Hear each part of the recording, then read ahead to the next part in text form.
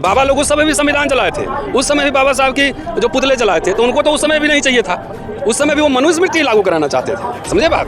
तो इसलिए खास तौर से दलित लोगों को भी मैं कहना चाहता हूँ कि जो लोग आरएसएस की तरह कह रहे हैं कि 70 साल में क्या हुआ, उनको समझना चाहिए कि शर्ट पैंट कौन ब्रांड का पहन रहे हो। मैं फिर रिपीट कर रहा हूँ, यह वक्त गांधी और अंबेडकर को लड़ाने का नहीं है, यह वक्त गांधी और जवाहरलाल नेहरू को लड़ाने का नहीं है। क्योंकि आज जो है ना, सावरकर और गोलवलकर की विचारधारा सामने खड़ी है, जो कि गांधी को भी निगलने की कोशिश कर रही है और अंबेडकर को भी निगलने की कोशिश कर रहा है ना। कानून है, सुरक्षा है।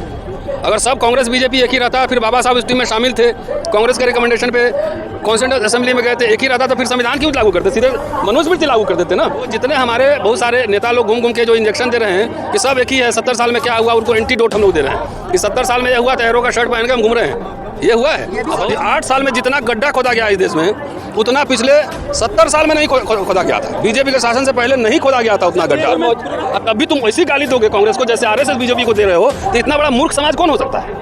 70 साल में भाई बाबा साहब का तो 56 में परिनिर्वाण हो गया, तो उसके बाद भी तो जवाहरलाल नेहरू ने बहुत सारे कंपनी नेशनलाइज की, इंदिरा गांधी ने नेशनलाइज किया, फिर प्रीवी फर्ज खत्म किया, पीएसयूज बनाए। जो पीएसयूज बनाए तो SC ST को नौकरी मिला ना, हजारों की संख्या में। अगर वो भी कहे कि मेरे लिए कुछ नहीं हुआ, तो इतने मूर्ख समाज को तो फिर इंजेक्शन देना पड़ेगा ना। ये संविधान और मनुस्मृति के बीच धर्म युद्ध है, तो आपको अगर संविधान के साथ है तो जेल जा। आज़ादी के समय बहुत सारे लोग जेल गए ना, बहुत सारे लोग फांसी पे चढ़े, तो ये एजेंडा तो आपको सेट करना ही होगा। अपनी व्यक्तिगत काम को छोड़िए, ठेकेदारी अपना छोड़िए, और नेता के पास अपना ट्रांसफर पोस्टिंग कराने ठेका मांगने मत जाइए। नेता के पास जाइए कि हमारे गांव में इंग्लिश मीडियम स्कूल क्यों नहीं है बच्चों के लिए, अस्पताल क्यों नहीं है, ये निजीकरण बंद क्यों नहीं हो रहा है। क्योंकि सारे सवाल पॉलिटिकल सवाल है, पॉलिटिकल क्वेश्चंस हैं, एंड पॉलिटिकल क्वेश्चन जो है वो पार्लियामेंट में और विधानसभाओं में ही डिस्कस किए जाएंगे और निर्णय लिए जाएंगे। इसके लिए समाज को तैयार करना बेहद ज़रूरी है, और समाज को जो है इन मांगों के साथ अपने नेताओं के पास भी आना चाहिए, सड़क पे भी आना चाहिए। 3 एग्जाम्पल तो हमारे सामने हैं। SC ST एक्ट पे भारत बंद हुआ, रोस्टर सिस्टम पे भारत बंद हुआ, फिर आपको किसानों ने भारत बंद करके जीत के दिखाई, तीनों जीता हुआ आंदोलन है। तो इससे ये साबित हो गया है कि चाहे कोई भी तानाशाही वाली सरकार हो, लोकशाही में जनता सबसे पावरफुल है। इसलिए बाबा साहब ने जब संविधान लिखा था तो उसमें पहला ही वर्ड है हम भारत के लोग। उसमें जय श्री राम या अल्लाह अकबर नहीं लिखा था, हम भारत के लोग, उनको पता था। और आप जाके 1948 1949 का भाषण आप पढ़िए उनका, उन्होंने शंका जाहिर कर दी थी उसी समय कि आने वाली पीढ़ियाँ, भारत के लोग कैसे रिएक्ट करेंगे इस कॉन्स्टिट्यूशन को लेकर, ये मैं नहीं बता सकता। अगर अच्छे लोग के हाथ में संविधान रहा तो बुरा संविधान भी अच्छा हो सकता है, खराब लोगों के हाथ में संविधान रहा तो अच्छा संविधान भी खराब हो सकता है। इसलिए कह रहे हैं ना कि मुझे संविधान नहीं चाहिए, बहुत सारे लोग कह रहे हैं, बाबा लोग कह रहे हैं। तो बाबा लोग बहुत सारे लोग होंगे, तो आम जनता कितना पॉपुलेशन जनसंख्या निकालें आप। बाबा लोग को तो उस समय भी नहीं चाहिए था, बाबा लोग उस समय भी संविधान चलाए थे, उस समय भी बाबा साहब की जो पुतले चलाए थे, तो उनको तो उस समय भी नहीं चाहिए था।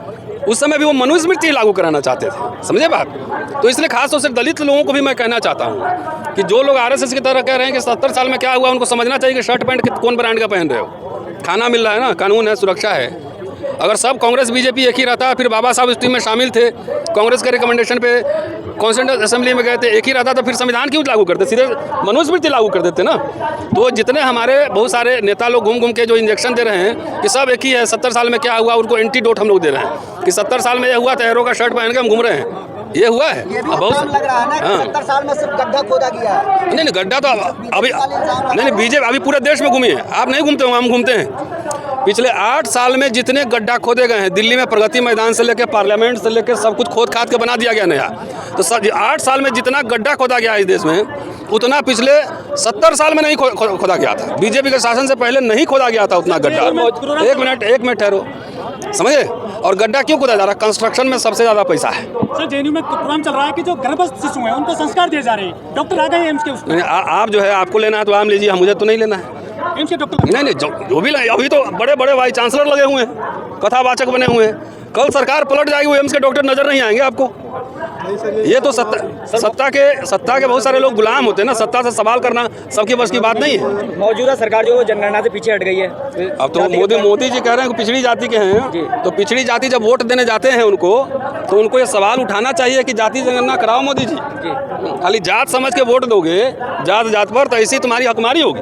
सर, आपका झुकाव कांग्रेस की तरफ है? नहीं, मैं ना झुकाव कांग्रेस की तरफ नहीं है। मेरा शत्रु नंबर 1 जो है बीजेपी आरएसएस है, इतना मेरी क्लैरिटी है। उत्तर प्रदेश में अगर बीजेपी को हराना हो तो किसको वोट देंगे? वहाँ तो कांग्रेस नहीं है, सपा बसपा ही है ना। अकेले लड़ेगी तभी वो जीत नहीं पाएगी।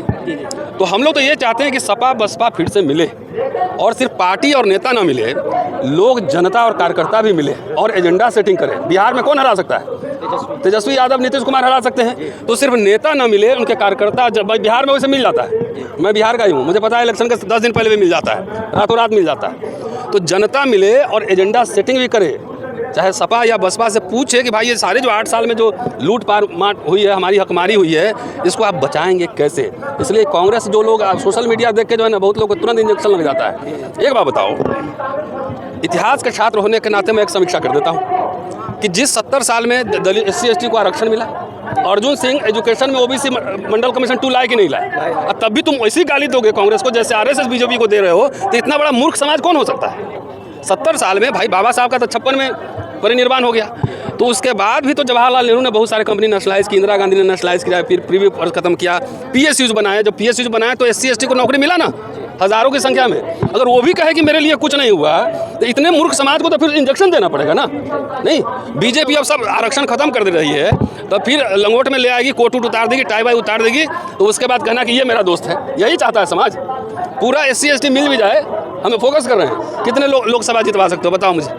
70-80 कोई वो भी नहीं जितवा सकते हो भाई, 5 नहीं जितवा सकते हो, 70-80 तुम कह रहे हो। हुक्मरान बनने के लिए 272 चाहिए। डॉक्टर साहब, आप कह रहे हैं कि सपा बसपा को एक साथ आ जाना चाहिए, यूपी में BJP को रोकना है तो, लेकिन बसपा ऐलान कर चुकी है अकेले चलो। अरे भाई, बसपा को जो करना है करे।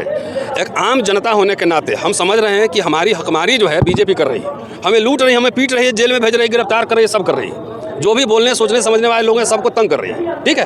चाहे आप देख लीजिए भीमा कोरेगांव का मसला हो, चाहे कोई भी मसला उठा कर देख लो, तो हमारा जो हमको पीट रहा है, तो उससे बचने के लिए तो हम चाहेंगे ना, जो एग्जिस्टिंग लीडरशिप है, चाहे वो कांग्रेस हो, चाहे सपा हो, चाहे बसपा हो, अगर आप 100% शुद्धतावादी है ना, तो आप घर में जाकर सो जाइए, राजनीति करना छोड़ दीजिए। आपको लगता है कि सपा बसपा पर दबाव बनाना चाहिए सामाजिक?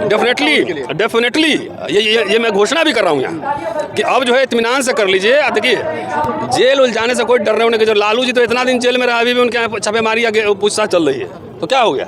ये तो ये सब धर्म युद्ध है, ये संविधान और मनुस्मृति के बीच धर्म युद्ध है। तो आपको अगर संविधान के साथ है तो जेल जा, आज़ादी के समय बहुत सारे लोग जेल गए ना, बहुत सारे लोग फांसी पे चढ़े, तो ये एजेंडा तो आपको सेट करना ही होगा सर। सुनर और लेटर सोशल मीडिया पे आप बामसेब जो है, बामन मेश्राम जी, उनके चंदे पे काफ़ी हमलावर हैं, हाँ। उस पर आप क्या कहेंगे? नहीं, खाली बामन मेश्राम जी नहीं, उनके लोग हमारे ऊपर ज़्यादा हमलावर हैं। उनका सिलेबस जो 1932 से आगे नहीं बढ़ता है। 1932 के बाद 47 हुआ, उसके बाद 49 हुआ, 50 हुआ, बहुत सारा डेवलपमेंट हो चुका है। तो ये वक्त, मैं फिर रिपीट कर रहा हूँ, ये वक्त गांधी और अंबेडकर को लड़ाने का नहीं है, ये वक्त गांधी और जवाहरलाल नेहरू को लड़ाने का नहीं है।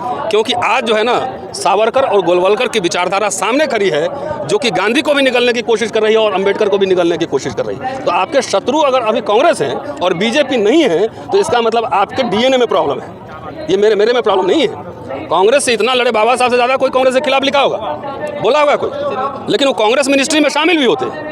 कांग्रेस उनको कॉन्स्टिट्यूएंट असेंबली में बुलाती भी है, दिए थे, लेकिन काहे के लिए पढ़े हो, क्यों शामिल हुए थे और इस्तीफा क्यों दिए थे, पढ़े हो उसको? ये तो OBC समाज को जानना चाहिए था कि 4 कारण उसमें दिए थे, एक कारण OBC रिजर्वेशन का मसला था, ये जानना चाहिए ना। एक सिर्फ एक लाइन शीर्षक पढ़ के कि इस्तीफा दे दिए थे, उसके अंदर जो 5 पेज है वो भी तो पढ़ो। बाबा साहब ने कहा था हुक्मरान बनना है, कहाँ कहा था ये नहीं पता है, कितने पेज का भाषण है ये नहीं पता है, शीर्षक पढ़ के यही तो गुमराह हुआ पड़ा है समाज।